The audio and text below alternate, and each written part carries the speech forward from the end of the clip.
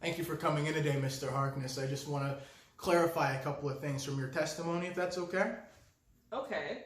Now, you were working at the Sandia Mart the night of the 30th, the night in question, is that correct? Got in at noon, left at midnight. It's a long day. Good for you. Nothing wrong with a hard day's work, right?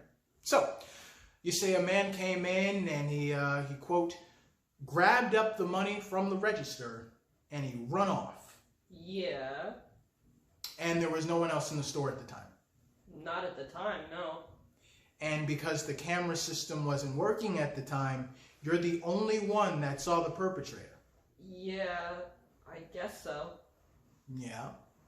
So, this guy comes in and he buys something. I believe it was an Almond Joy. And he bought an Almond Joy.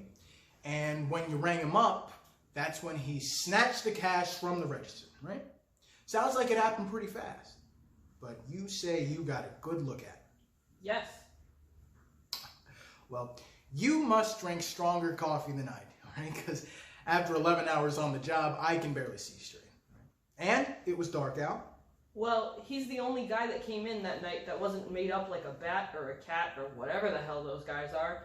And he was right up in my face. Right up in your face. Okay. So, according to your testimony, you feel confident that you can identify this person. That's what you're saying.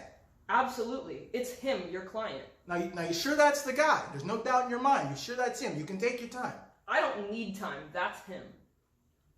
Well, would you be surprised to learn, Mr. Harkness, that the man you just identified is not the defendant? What? Yeah, you see, my client is actually at the back of the courtroom right there. Mr. Sagi, could you stand up, please?